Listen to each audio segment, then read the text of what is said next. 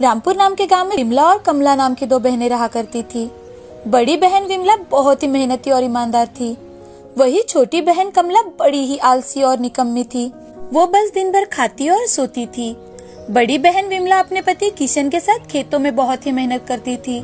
वो खेतों में सब्जी उगाकर शहर में बेचने जाती थी और अच्छे पैसे कमाती थी। वही छोटी बहन कमला गांव में दूसरों के घर जाकर इधर उधर की बातें करती थी और सारा काम अपने पति से ही करवा लेती थी। खुद बहुत ही कम मेहनत करती थी और मामूली पैसे कमाती थी। उसके इस बर्ताव से उसका पति रमेश भी हमेशा परेशान रहता था। और तो और कमला विमला की संपत्ति से ईर्ष्या भी बहुत करती थी। ऐसे ही दिन बीत रहे थे। एक दिन उनके गांव में एक महान योगी आए। योगी महाराज के आने की खबर सुनते ही कमला और विमला दोनों भी महाराज के दर्शन के लिए मंदिर में गई। दोनों ने खूब मन लगाकर योगी महाराज की सेवा की। उनकी सेवा से प्रसन्न होकर महाराज ने उनसे कहा, बेटी तुम्हें क्या चाहिए? महाराज, मेरे परिवार में हमेशा सुख शांति बनी रहे, बस इतना ही आशीर्वाद चाहिए आपसे। महाराज, मुझे आशीर्वाद में 3 वरदान चाहिए। कमला ने सोचा महाराज से वरदान पाकर वो विमला से अधिक धनवान बन जाएगी, लेकिन योगी महाराज ने कमला की ईर्ष्या को पहचान लिया था। उन्होंने कमला से कहा, मैं तुम्हें वरदान तो दूंगा, लेकिन याद रहे तुम जो भी वरदान मांगोगी उससे 2 गुना तुम्हारी देवरानी को मिलेगा। कमला ने योगी महाराज को मनाने की बहुत कोशिश की कि वरदान में जो कुछ भी मिले उसमें सिर्फ उसी का लाभ हो, विमला को कुछ भी ना मिले। लेकिन योगी महाराज के सामने उसकी एक न चल पाई। आखिर कमला को महाराज की बात माननी ही पड़ी। कमला ने घर जाकर सारी बात रमेश को बताई। दूसरे दिन सुबह कमला और रमेश अपना पहला वरदान मांगने मंदिर गए। कमला भगवान की मूर्ति के सामने खड़े होकर, हे भगवान, मुझे सोने से भरा एक घड़ा चाहिए। तभी कमला के सामने सोने से भरा घड़ा प्रकट होता है। कमला और रमेश सोने से भरा घड़ा देखकर बहुत खुश हो जाते हैं और उसे लेकर घर आते हैं। लेकिन दूसरी ओर विमला को सोने से भरे 2 घड़े मिलते हैं। उन्हें देखकर विमला भगवान से, हे भगवान, मुझे तो आपका सिर्फ आशीर्वाद चाहिए। इधर कमला को जैसे ही पता चलता है कि विमला को सोने के 2 घड़े मिले हैं, तो कमला विमला पर ईर्ष्या से तिल मिला जाती है और गुस्से में, अब तू बस देखती जा, मैं तुझे कैसा सबक सिखाती हूँ। मैं तुझे ऐसा सबक सिखाऊंगी कि जिंदगी भर याद रखेगी। दूसरे ही दिन कमला अपना दूसरा वरदान मांगने मंदिर जाती है और भगवान से एक आंख से अंधे होने का वरदान मांगती है। इधर कमला एक आंख से अंधी हो जाती है और दूसरी तरफ विमला दोनों आंखों से अंधी हो जाती है। लेकिन कमला को अपने एक आंख की रोशनी जाने से ज्यादा विमला पूरी तरह से अंधी हो गई है, इस बात से बहुत खुशी थी। इधर विमला रो रो कर भगवान को याद करती है, हे भगवान, ये मेरे साथ क्या हो गया? मैंने किसी का क्या बुरा किया है जो मुझे ये सजा मिली? अचानक मैं देख क्यों नहीं पा रही हूँ? अब ऐसे ही कुछ दिन बीत गए। एक दिन खेत में काम करते करते कमला एक तेज धार की टहनी से टकरा जाती है और उसकी दूसरी आंख फूट जाती है। कमला तकलीफ से कहरने लगती है, हे भगवान, अब मेरा कैसे होगा? मुझे तो कुछ भी दिखाई नहीं दे रहा, अब मैं क्या करूं? तभी कमला को अपने तीसरे वरदान की याद आती है और वो तुरंत ही अपने पति की सहायता लेकर मंदिर में जाती है और अपना तीसरा वरदान मांगती है, भगवान, मुझे मेरी दोनों आंखें वापस दे दो। कमला, मैं तुम्हें दोनों आंखें नहीं दे सकता, क्योंकि योगी महाराज के वरदान के अनुसार मुझे 2 गुना विमला को देना होगा और मैं विमला को 4 आंखें नहीं दे सकता। भगवान की बात सुनकर कमला बहुत दुखी होती है और जोर जोर से रोने लगती है। तभी भगवान कमला से कहते हैं, अगर तुम चाहो तो मैं तुम्हें एक आंख वापस दे सकता हूँ, लेकिन विमला को उसकी दोनों आंखें वापस मिल जाएगी। तभी कमला सोचने लगती है कि जिंदगी भर अंधा रहने से अच्छा है कि कम से कम एक आंख से तो देख पाऊंगी। भगवान, आप मुझे एक आंख दे दो। तथास्तु। कमला को एक आंख मिल गई और दूसरी तरफ विमला को अपनी दोनों आंखें वापस मिल गई। हे भगवान, मैं आपका एहसान जिंदगी भर नहीं भुला पाऊंगी। आपका बहुत बहुत धन्यवाद भगवान, बहुत बहुत धन्यवाद। देखा दोस्तों, कमला को अपनी ईर्ष्या की वजह से जिंदगी भर एक आंख से अंधा रहना पड़ा। इसीलिए हमें कभी किसी से ईर्ष्या नहीं करना चाहिए। चंदनपुर नाम का एक छोटा सा गांव था। उस गांव में सभी लोग बड़े ही अच्छे से एक दूसरे के साथ मिलकर रहते थे। उस गांव के सरपंच थे मोहनलाल। मोहनलाल बहुत ही सख्त इंसान थे। वो उनके गांव में बेईमानी करने वाले लोग हो या व्यापारी, उन्हें बिल्कुल भी पसंद नहीं करता था। वो उन्हें कड़ी से कड़ी सजा देते थे। उसी गांव में सीताराम नाम का एक किसान रहता था। सीताराम एक बहुत ही अच्छा इंसान था। वो अपनी खेती के साथ साथ अनाज बेचने का काम भी करता था। उसके परिवार में उसकी पत्नी सुमन और 2 बच्चे मीना और चंदू थे। सीताराम हमेशा सुबह जल्दी उठता था और उसके घर में काम करने वाले रामू काका से खेती की सारी जानकारी लेता था और उन्हें आज क्या करना है ये सारी बातें बताकर अपनी दुकान चला जाता था। एक दिन सीताराम का बेटा चंदू सीताराम के दुकान पर आता है और सीताराम से, बाबा, माँ ने कुछ चावल और दाल मंगाई है। अरे बेटे, कल ही तो मैंने घर पर बहुत सारा सामान भेज दिया था, इतने जल्दी कैसे खत्म हो गया? चलो कोई बात नहीं, ये ले जाओ। सीताराम की अनाज की दुकान घर के पास में ही थी, तो चंदू और मीना बार बार कुछ न कुछ काम से टाइम पास करने के लिए दुकान पर आ जाते थे। बाबा, माँ ने आज कुछ सामान मंगवाया है। नहीं नहीं बाबा, माँ ने तो आज बहुत सारा सामान मंगवाया है। अरे लगता है तुम्हारी माँ तो पूरी दुकान ऐसे ही खाली करके छोड़ेगी। कल चावल, आज कुछ और। सारा सामान घर पर ही इस्तेमाल कर लोगे तो मैं ग्राहकों को क्या बेचूंगा? ये लो सामान और अब जल्दी घर जाओ। और बाबा, मम्मी ने कहा है कि शाम को आते वक्त 1 किलो मिठाई लेकर आना, और नहीं लाए तो समझ लेना कि आज आपको खाना ही नहीं मिलेगा। हाँ हाँ, जाओ निकलो यहाँ से। बिल्कुल अपनी माँ की तरह होते जा रहे हैं दोनों के दोनों। सीताराम की दुकान अच्छी खासी चलती थी। वो अपनी पत्नी और बच्चों के साथ खुशहाल जीवन बिता रहा था, लेकिन उसके खुशहाल परिवार को संग्राम की नजर लग गई। संग्राम गांव में अपने परिवार के साथ नया नया रहने आया था। शहर की नौकरी छूटने के बाद वो अपने माँ पिताजी की बात मानकर गांव में आया था और वो गांव में कोई नया बिजनेस शुरू करना चाहता था। इस गांव में तो मिठाई की 4-5 दुकानें हैं और बर्तन की भी 3-4 दुकानें हैं, कपड़ों की भी दुकान है। क्या किया जाए? अरे हाँ, यहाँ तो अनाज की सिर्फ एक ही दुकान है। मुझे अनाज की ही दुकान खोलनी चाहिए। संग्राम ने जल्दी ही अपनी अनाज की दुकान खोली, लेकिन उसके दुकान पर कोई अनाज खरीदने के लिए नहीं जा रहा था। सब सीताराम के दुकान पर ही अनाज खरीदने जाते थे। अरे, अब दिवाली जैसा त्योहार आने वाला है और मेरी दुकान से कोई अनाज ही नहीं खरीद रहा। सबसे पहले तो मुझे इस सीताराम के बच्चे को मेरे रास्ते से हटाना होगा। पता नहीं लोगों पर इसने क्या जादू किया है, सबके सब उसी की दुकान में जाते हैं। कोई भी आदमी मुझसे अनाज नहीं खरीदना चाहता। मुझे अब ऐसा कुछ करना होगा ताकि ये जल्द से जल्द गांव छोड़कर भाग जाए। एक दिन देर रात के समय सीताराम अपनी दुकान बंद कर घर जाने लगता है कि तभी संग्राम भेष बदलकर सीताराम की दुकान के पास आता है और सीताराम से, अरे सीताराम जी, आप ही है ना भाई? मैं पड़ोस के गांव से आया हूँ। मैंने तुम्हारे दुकान के सामान के बड़े चर्चे सुने हैं। अब मेरी बेटी की अगले महीने शादी है तो मुझे ढेर सारा अनाज लगेगा।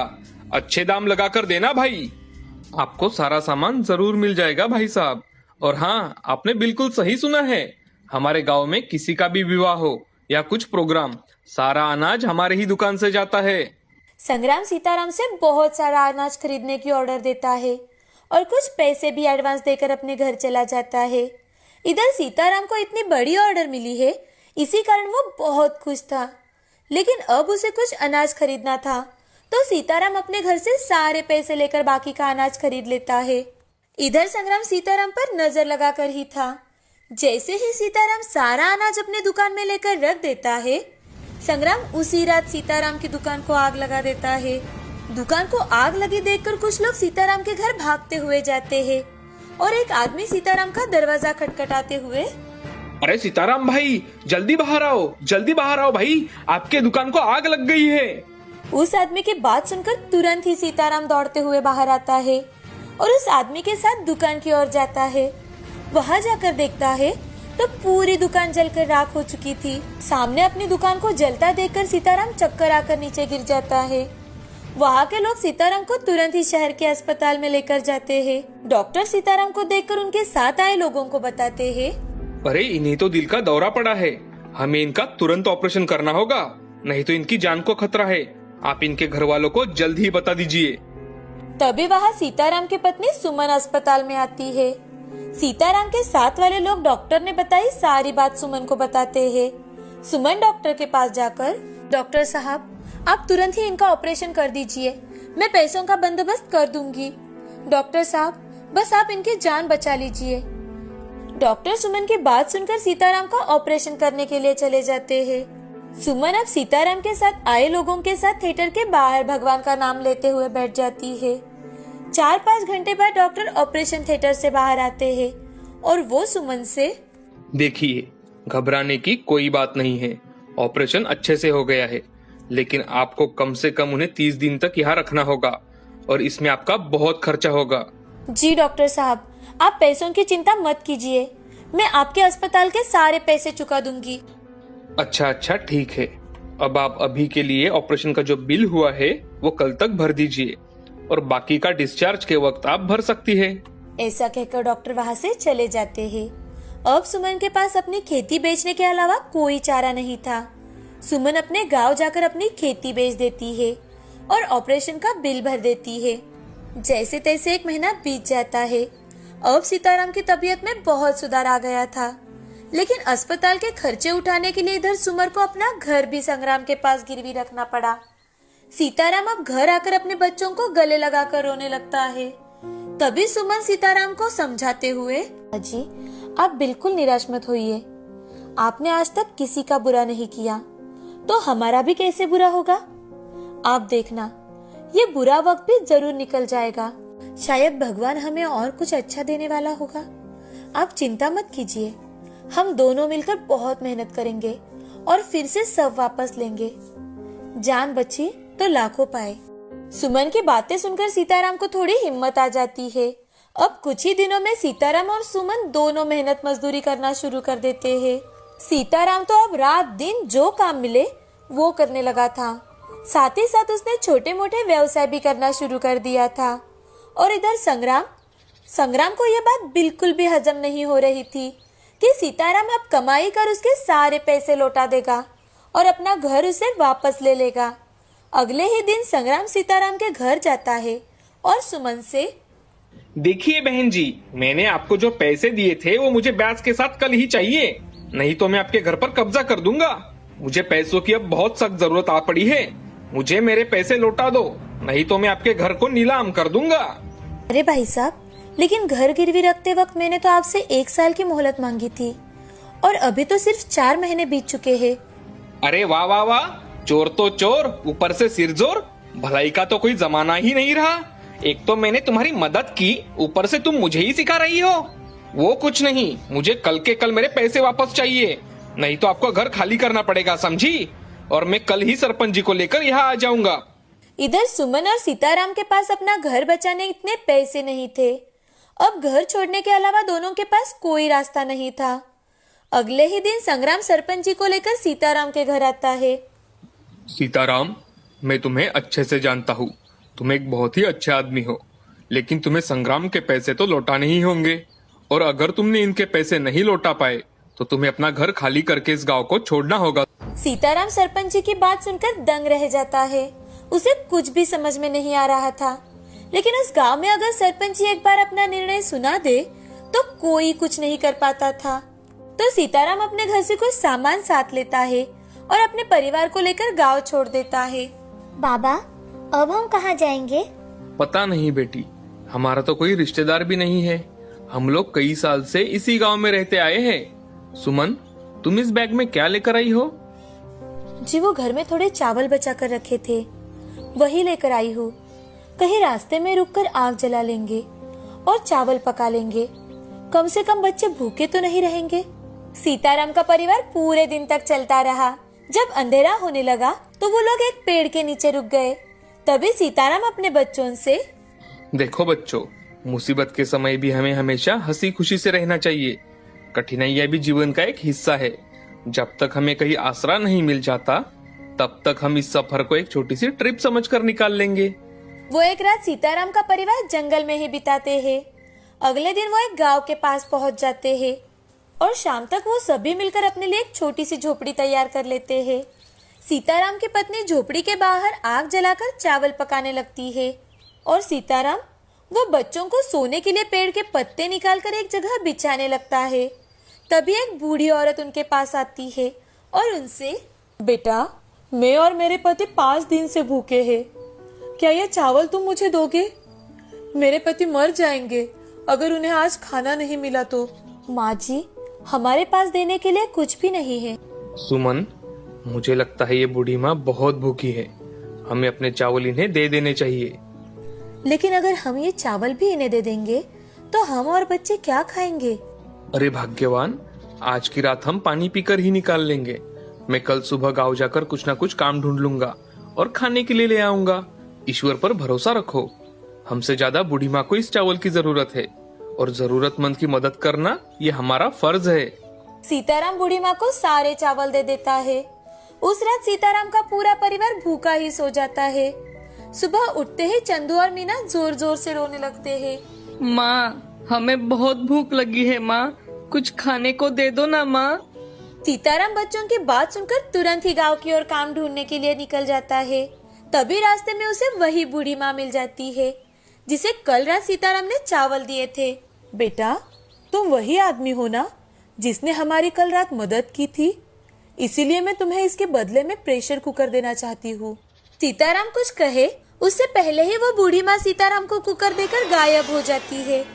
अरे, ये बूढ़ी माँ कुकर देकर कहाँ गायब हो गई? अब मैं इस खाली कुकर का क्या करूँगा? देना था तो कुछ खाने का सामान ही देकर जाती, और वो अचानक गायब कैसे हो गई? चलो कोई बात नहीं, कुछ उबालने में मदद तो हो जाएगी। उस दिन सीताराम पूरा दिन काम ढूंढता है लेकिन उसे कहीं पर भी काम नहीं मिलता। शाम को घर आते वक्त सीताराम को एक जगह कुछ कंदमूल दिखाई देते हैं। वो उसमें से कुछ अपने साथ ले लेता है और घर आकर सुमन से, सुमन, आज कहीं काम नहीं मिला, लेकिन रास्ते से आते वक्त मुझे ये कुछ कंदमूल मिले हैं। आज हमें इससे ही काम चलाना पड़ेगा। वो तो ठीक है, लेकिन ये कुकर कहाँ से मिला आपको? अरे हाँ, वो बूढ़ी माँ कल हमारे पास आई थी ना, वही ये कुकर देकर गई है। अब ये कच्चे कंद ही कुकर में उबाल लो, फिर खाते हैं। सुमन उस कंद को कुकर में डालती है और कुछ सीटी लगने के बाद जब सुमन ने कुकर खोलकर देखा तो उसके तो होश ही उड़ गए। कच्चे कंद सोने में बदल चुके थे। उसे देखकर सुमन, अजय देख रहे हैं आप? ये कैसे हो सकता है भला? सीताराम सुमन को कुकर में और कुछ चीजें उबालने के लिए देता है और देखने के लिए कहता है। जो भी कुकर में डालकर उबाला जाता वो सोने में बदल जाता। ये सब देखकर सीताराम और सुमन बहुत खुश हो जाते हैं। सीताराम उसमें से कुछ सोना बेच देता है। सीताराम का परिवार पड़ोस के गांव में जाकर रहने लगता है और सोना देने वाले कुकर की मदद से वो उस गांव में जमीन खरीद लेता है और फिर उसी गांव में एक अनाज की दुकान भी खोल लेता है। साथ ही साथ सीताराम उस गांव के गरीब लोगों की भी मदद करता है। सीताराम उस जादुई कुकर का इस्तेमाल सिर्फ जरूरत आने पर ही करता था। अब सीताराम का नाम दूर दूर तक लोग लेने लगे थे। सीताराम के दरिया दिली के हर तरफ चर्चा थी। सीताराम के पड़ोस में भुवन नाम का एक आदमी रहता था जो संग्राम का रिश्तेदार था। एक दिन संग्राम कुछ काम से भुवन के घर आता है। तभी भुवन संग्राम से, अरे संग्राम भाई, आज बहुत दिनों बाद कैसे आना हुआ? घर पे सब कुशल मंगल तो है ना? हाँ हाँ भुवन भाई, सब कुछ कुशल मंगल है। व्यापार के सिलसिले से यहाँ गुजर रहा था तो सोचा आपसे मिलता चलूं। अरे बहुत अच्छा किया, आओ कुछ देर आराम करो। तभी संग्राम की नजर भुवन के पड़ोस में एक बड़े से घर पर पड़ती है और संग्राम भुवन से, अरे भुवन भाई, आपके पड़ोस में कोई बड़े व्यापारी रहने आए हैं क्या? बहुत ही आलीशान घर बनाया है। अरे हाँ संग्राम भाई, वो व्यापारी तो है ही, साथ में बहुत ही नेक इंसान भी है। सबकी मदद कर देते हैं हमारे सीताराम भाई। हमें भी कई बार उन्होंने सहायता की है। बड़े अच्छे दिल के इंसान हैं। हमें तो अपने आप को खुशनसीब समझते हैं कि सीताराम भाई जैसे पड़ोसी हमें मिले हैं। संग्राम सीताराम का नाम सुनकर चौंक जाता है और भुवन से, क्या वो पहले से ही तुम्हारे गांव में रहते हैं? अरे नहीं, बस यही कुछ 2 साल हुए हैं उन्हें यहाँ आकर। क्यों, क्या बात है संग्राम भाई? अरे नहीं नहीं, मैंने तो ऐसे ही पूछ लिया। थोड़ी ही देर में सीताराम अपने घर आता है। सीताराम को देखकर संग्राम आग बबूला हो जाता है और मन में सोचने लगता है, अरे ये सीताराम ने 2 साल में इतने सारे पैसे कैसे कमाए होंगे? मैंने तो उसे गांव से भिखारी बनाकर छोड़ दिया था, फिर ये अचानक इतना अमीर कैसे बन गया? जरूर दाल में कुछ काला है। मुझे असलियत का पता लगाना ही होगा। शाम को खाना खाने के बाद संग्राम और भुवन बाहर ही खटिया डालकर सो जाते हैं। जैसे ही भुवन सो जाता है, संग्राम सीताराम के घर में चोरी छुपे चला जाता है और खिड़की से झांक कर देखने लगता है। सीताराम और उसकी पत्नी दोनों बातें कर रहे होते हैं। वो उनकी सारी बातें चोरी छुपे सुनने लगता है। अरे भाग्यवान, हमें अपने जादुई कुकर से आज कुछ सोना बनाना पड़ेगा, क्योंकि मुझे 2-3 दिन बाद अनाथ बच्चों के स्कूल के लिए पैसे देने हैं। अब हमारे पास ये जादुई कुकर है, तो हमें हो सके उतनी सबकी मदद करनी चाहिए, ताकि बेघर लोगों के भी चेहरे पर मुस्कान आए। जी हाँ, आप बिल्कुल सही कह रहे हो। अगर उस बूढ़ी माँ ने हमें जादुई कुकर नहीं दिया होता, तो पता नहीं हमारा क्या होता।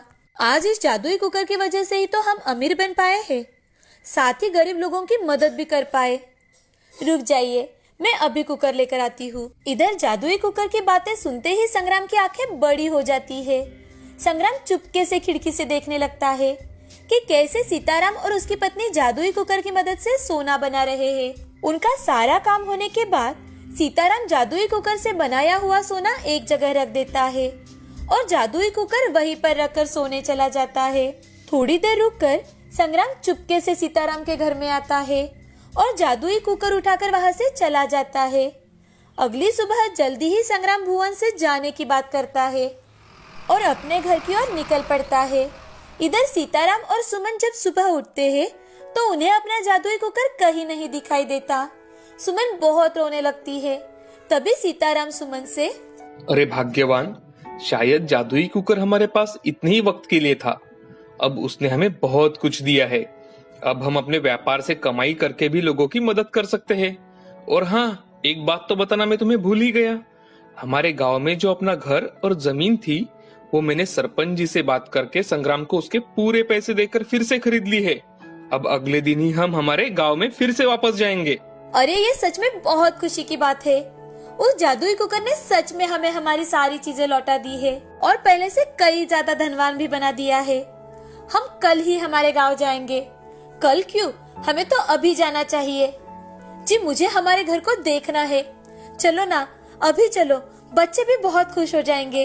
अच्छा अच्छा, ठीक है बाबा, तुम कुछ सामान बांधो, मैं जाने का प्रबंध करता हूँ। इधर संग्राम भी बहुत खुश था। वो अपने घर खुशी खुशी लौट आता है और जादुई कुकर में कुछ चावल डालकर उन्हें उबालने रखता है और सीटी होने की राह देखता है। वो जादुई कुकर से सोना निकालने के लिए बहुत ही ज्यादा उत्साहित था। उसके मन में बहुत लालच आ गया था। अरे कब होगी इसकी सीटी? हो जा, जल्दी से हो जा। अब मैं बहुत बड़ा आदमी बनने वाला हूँ, सबसे बड़ा अमीर आदमी। थोड़ी ही देर में सरपंच जी संग्राम के घर के बाहर आते हैं और संग्राम को आवाज लगाते हैं। उनकी आवाज सुनकर संग्राम घर के बाहर आता है और सरपंच जी से, अरे क्या हुआ सरपंच जी, क्यों इतनी जोर जोर से आवाज लगा रहे हो? अरे संग्राम, सीताराम की घर की जो चाबियां है वही लेने आया हूँ। सीताराम अब फिर से यही रहने वाला है। उसने तो तुम्हें तुम्हारे पूरे पैसे देकर फिर से घर खरीद लिया है ना। चलो वो चाबियां मुझे दे दो। अच्छा अच्छा, ठीक है, अभी ला कर देता हूँ। बुढ़ाऊ, तुझे क्या पता, अब उसके पास जादुई कुकर नहीं रहा। अब तो उसे गांव में आना ही था। संग्राम घर के अंदर जाता है और चाबियां लेकर घर के बाहर सरपंच जी के पास जाता है। तभी कुकर का बहुत बड़ा विस्फोट हो जाता है और संग्राम का पूरा घर नष्ट हो जाता है। ये सब देखकर संग्राम रोने लगता है। अरे रे, ये क्या हो गया मेरे साथ? मेरा तो सब कुछ तहस नहस हो गया। मैंने जैसे ही सीताराम के साथ किया था, आज भगवान ने मेरे साथ वैसे ही कर दिया। अब तो मेरे पास कुछ भी नहीं बचा, मैं तो बर्बाद हो गया। मेरा लालच ही मुझे ले डूबा है। सरपंच जी उसकी सारी बातें सुन लेते हैं। उसने ही सीताराम की अनाज की दुकान को आग लगाई थी और उसके साथ सौदा भी उसी ने किया था। ये सारी बातें सुनकर सरपंच जी और गांव के लोगों ने संग्राम को गांव से बेदखल कर दिया और सीताराम को बड़े सम्मान के साथ गांव में स्वागत किया। इस कहानी से हमें जो एक कहावत है वो सच होती दिखाई देती है दोस्तों, कि बुरी नियत वाले तेरा मुंह काला, जो बिल्कुल सही कही गई है।